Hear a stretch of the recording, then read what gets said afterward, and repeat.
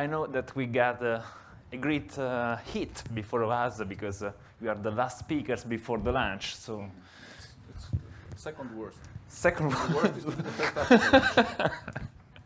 So I hope we won't be boring. And let's say that with Konstantinos Michael that just made a brief introduction of himself, but we will have some other words in the upcoming minutes. We had an initial conversation on last Friday about fine-tuning our discussion. Then we added some interesting point of view during these first hours of the seminars.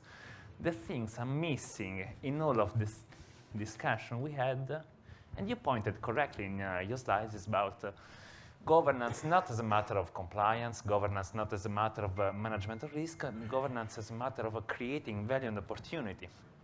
And so I would like to focus these 30 minutes before the lunch about how governance can effectively create value.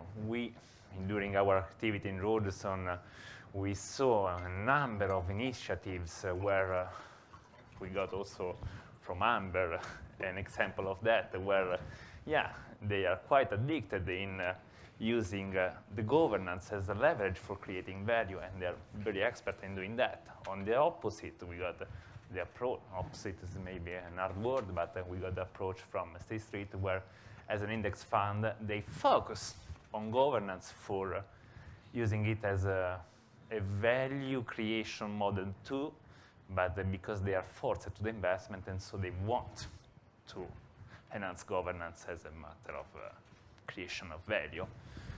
And by a regulatory point of view, we got the fantastic approach of, you already cited, the UNSDG program, and on the other side, the shareholder right that are moving too. So all this interest about governance. Why this should be relevant for company in terms of creating value and creating business? I would leave to Konstantinos and then up to you, Malos. Thank you very much, Alberto. Good afternoon, ladies and gentlemen. First of all, I would like also to thank the organizers for giving me the opportunity to address you. A small disclaimer, actually two.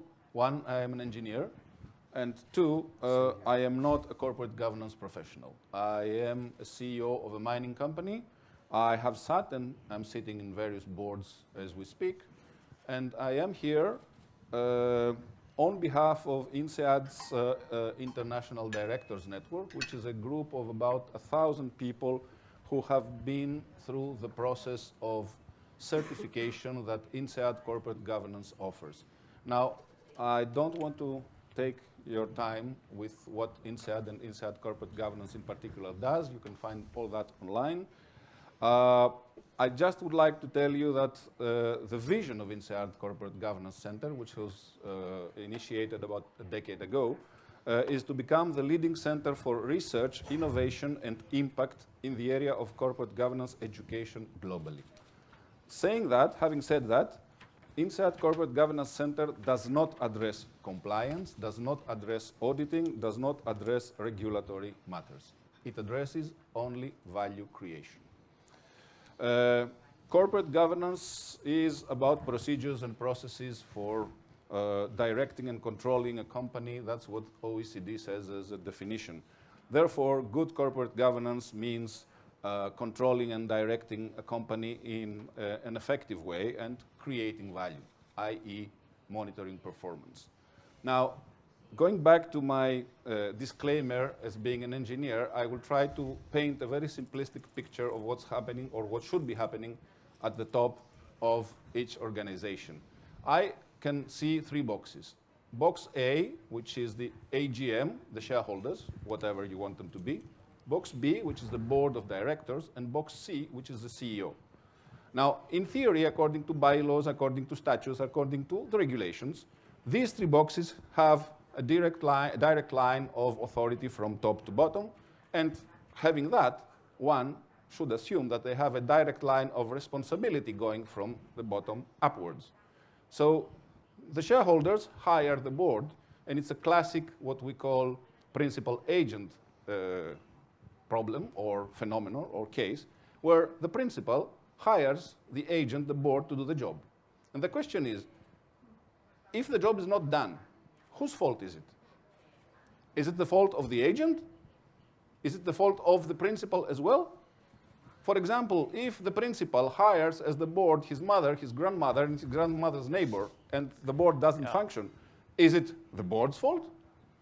So, you know, it's very clear to the academic research, and I suppose to all of you, that in a principal-agent problem, you have to have three things. You have to have a very clear contract, a very clear mandate, what the principal expects the agent to do, measurable results, and, of course, the means. If you don't give to your agents the means to do the job, don't expect him to do the job. Now, I would like to address a couple of things of corporate governance that play a key role. One, of course, is the composition of the board and the famous discussion of the independent directors. Now, I will not tell you. I would just add a little thing about the clear mandate, and may you consider the voting policy that are adopted by a lot of number of investors as a mandate of, or at least a list of expectation that a board should comply with, because we know you got the voting guidelines saying about number or size of the board, independence criteria, skills and composition, even if skills are the most difficult things to address. So this can somehow answer your request about having clear mandate. Well, it's not easy to discuss, to give a general rule, because it depends on what is the first box consisting of. Is it shareholders? Is it one major shareholder? Is it shareholders which are actually stockholders, which are just owing the shares for a short period of time, trying to make money?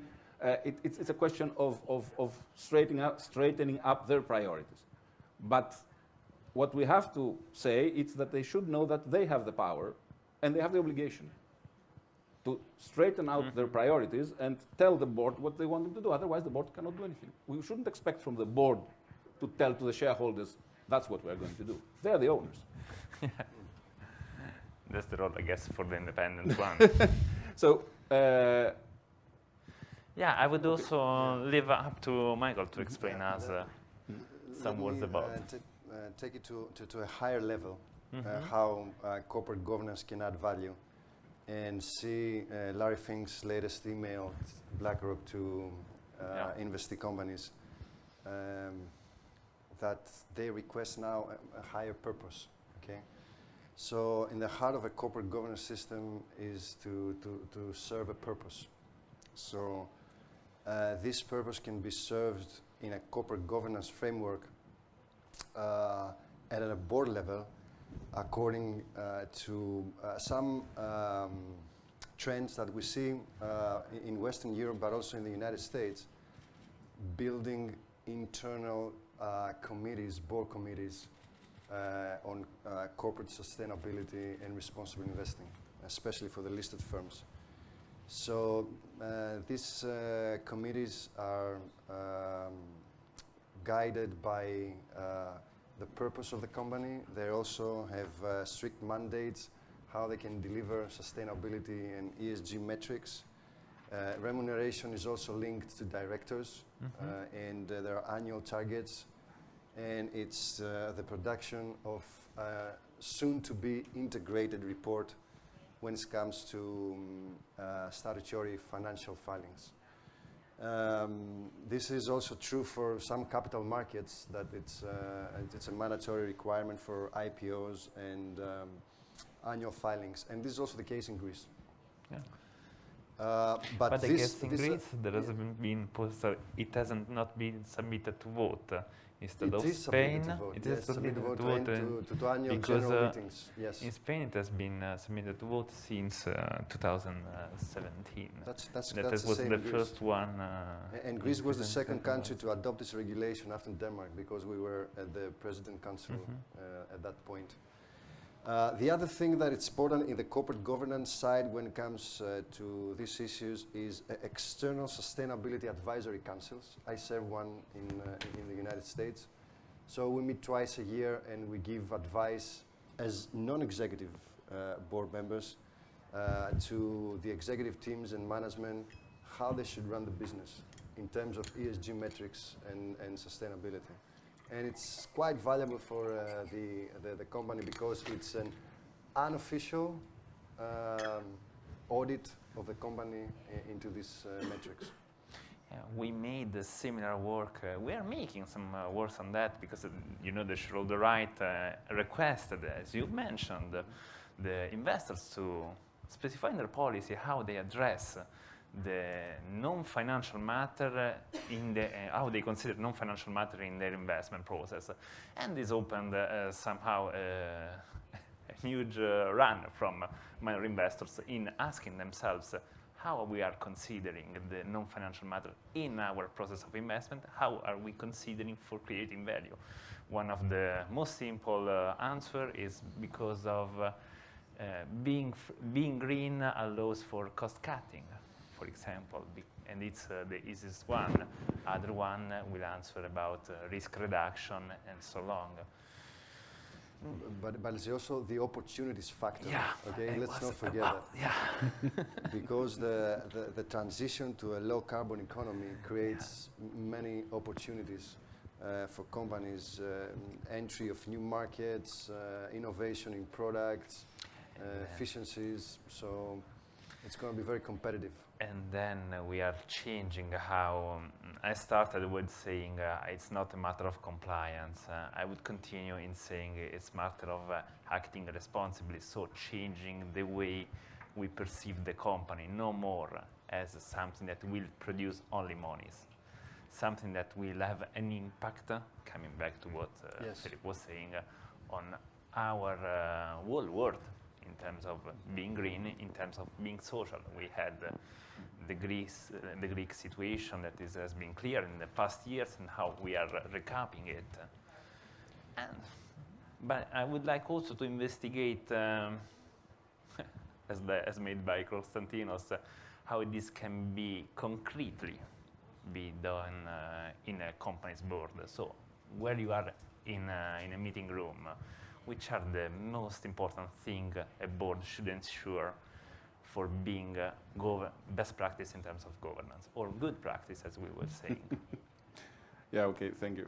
First of all, I would like to say that it's not my opinion, it's the opinion of my mentor and the founder of INSEAD Corporate Governance Center, that in corporate governance there are no best practices. There are good practices, but there is no recipe. So, and the sense of good practices is more in the, let's say, Hertzberg's hygiene factors idea, that it's not that they are going to do the job for you, but if they are not there, you can't do the job. So simple as that, there are lots of good practices. But to answer your question, the first thing to do is to bring the matter in the boardroom. If the matter is never in the boardroom, the matter is never discussed. Or if the matter is, open and closed in the annual report with a paragraph or two, we are nice people, we throw our rubbish into 3 different bins, it's fine. You can't go anywhere from there. And that brings us, of course, back again to the composition of the board and how, people who have certain expertise and skills are sitting on the board and are able, to facilitate this kind of discussion. But if I may, I would like to make a comment on the non-financial risks. I challenge the term. Mm-hmm. They are not non-financial risks. They are very financial risks. Not directly so financial. So the term could be, they are not quantifiable in financial terms, but they are definitely financial risks. And I can tell you, that's, as I said, I'm an engineer. I've been working in the industry for 30 years.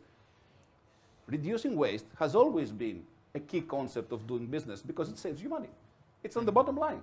Yeah. Whatever you throw away affects your bottom line. So it doesn't take, a rocket scientist to understand that sustainability in that sense is important. And speaking of sustainability, and I will close here, there's a confusion. There are 2 types of sustainability. There is the environmental sustainability, which has to do with saving the planet, and there's the business sustainability. I'm in the mining business. I have a mine which has X million tons of material. In the next Z years, this mine will be exhausted. So for my business to be sustainable, I have to look into what's going to happen 5 or 10 years from today. So there are two things which are included in the term sustainability, and we should be, distinguishing. Yeah, sustainability over long term. Yeah. Just to add, I'm also an engineer by myself, so you have two engineers looking for finance here. Okay, that's strange. Okay. Well, I'm not looking for finance. I'm looking for governance. Well, it affects the bottom line. So I just want to strong pillars to two of our clients in the US is Newmont Corporation and Eldorado Gold, two mining corporations. So they have big exposure, not only this sector, to responsible investors. So they produce a separate report. It's called the ESG report, just to satisfy this need. And the delivery of value to stakeholders is the key message, all right? Because they want to make sure that the investors are appreciating this effort. And it actually, believe it or not, it's coming back to the company itself. Because if you don't have the license to operate, especially in your area of interest, yeah, you get a lot of troubles. The other thing I want to mention is that we get pretty often the question from boards, which are credible, trustworthy programs in universities that we can build skills to board members, right? Executive and non-executive. And there are not many actually out there. No, and this is a lack in the market. I think INSEAD can play a role in that.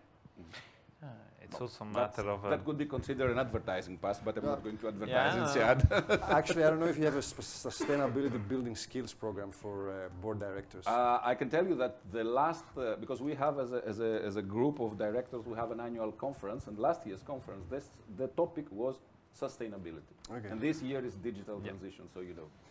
Yeah. You have to be. Then you are quite trendy because they are the two main topics of the last 2 years, and so you are quite on your place.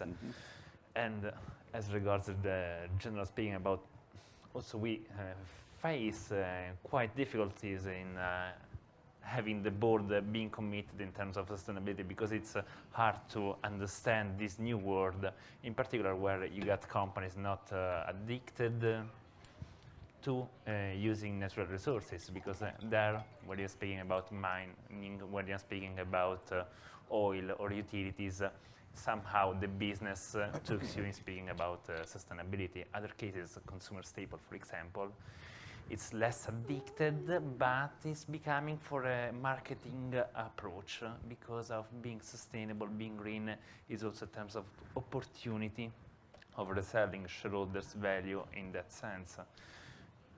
Konstantinos, sorry, mentioned something very interesting before. I just want to comment on that.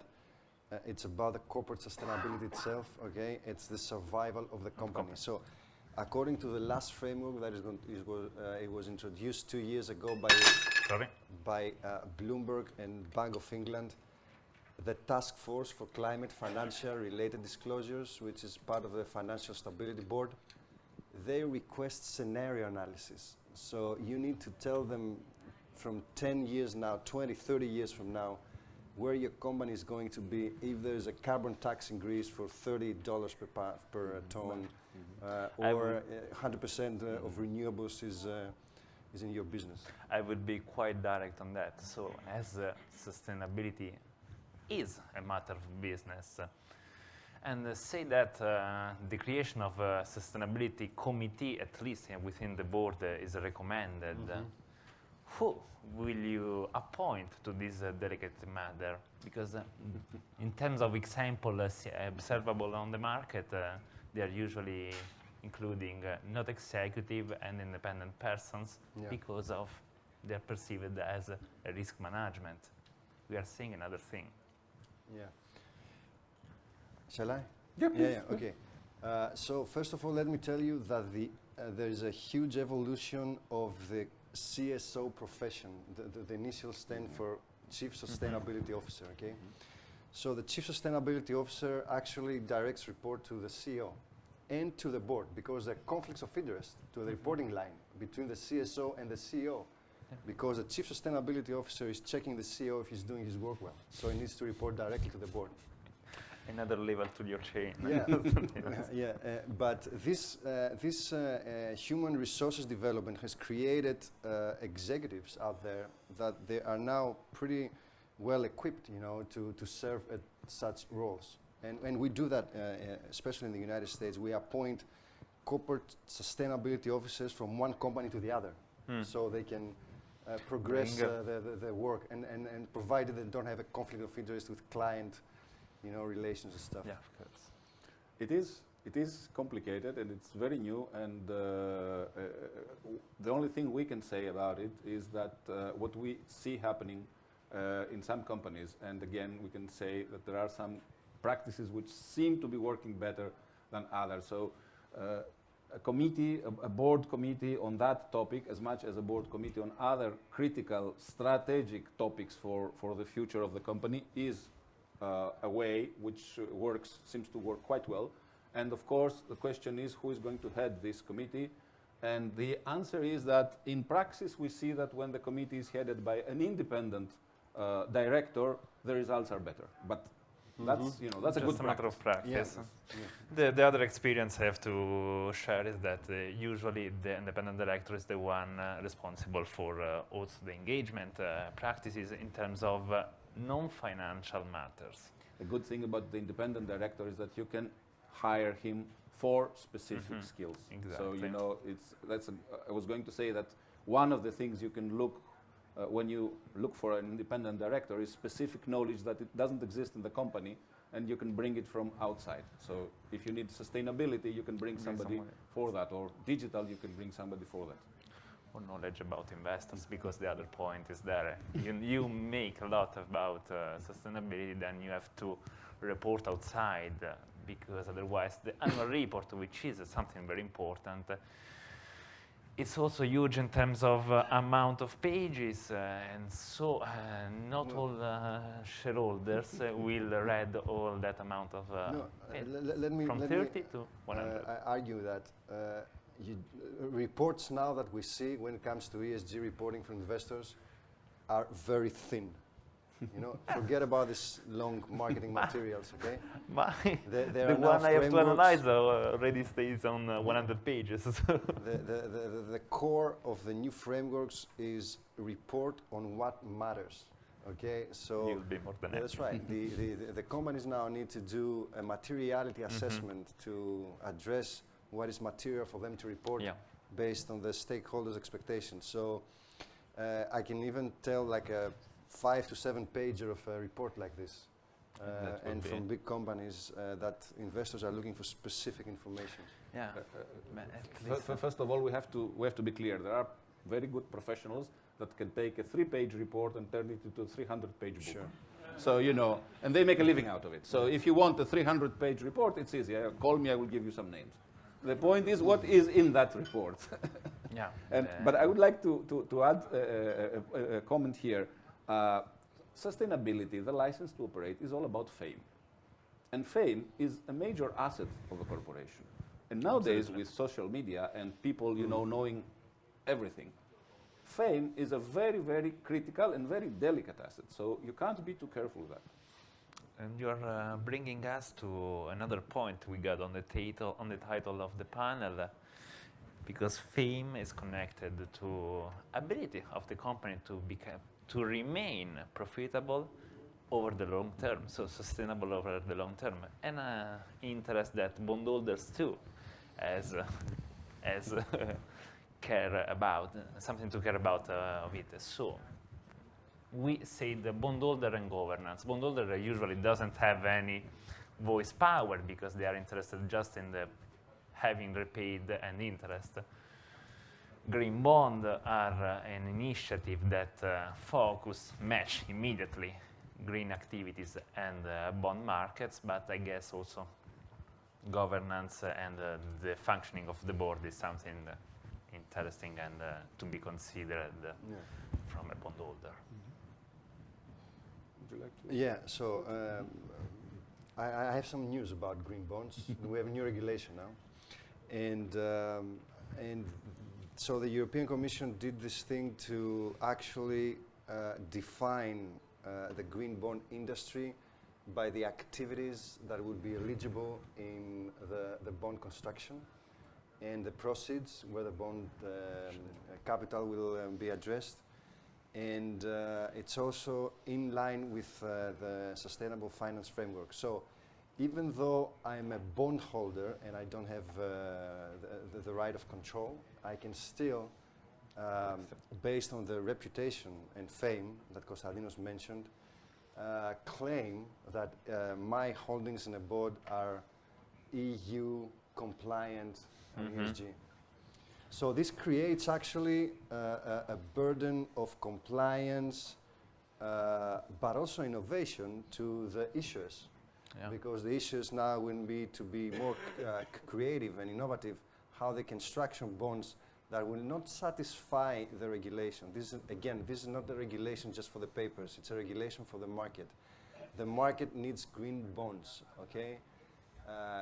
Green bonds are very well rated by agencies like Moody's, S&P and Fitch because the quality of the underlying assets is excellent because it's scrutinized over the long term.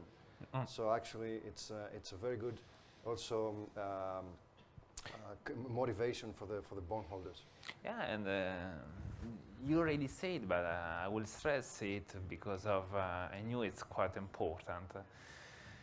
Having investors which are addicted, which are very interested in sustainability means having good quality investors. And so from one side, it's a marketing tool for the company itself in its roadshow.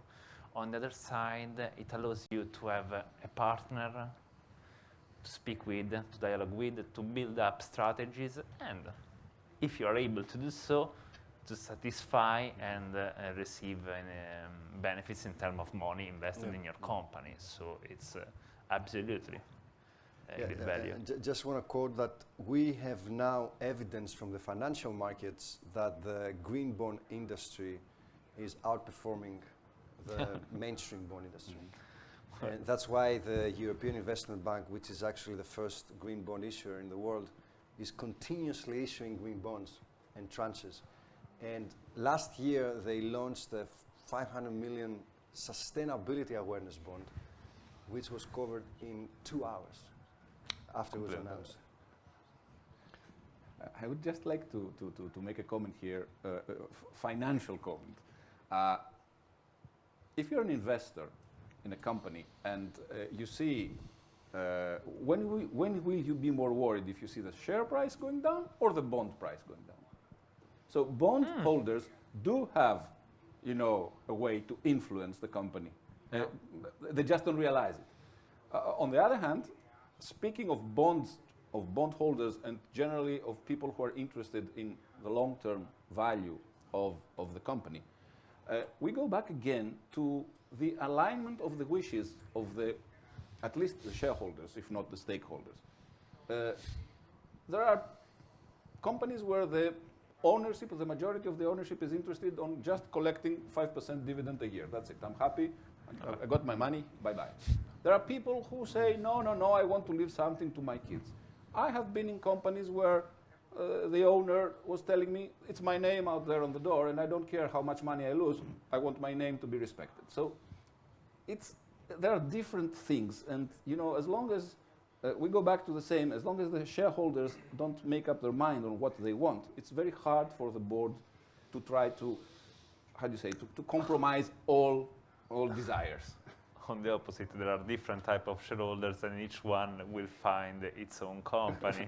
So you can also change a company, but I know it's a drastic solution.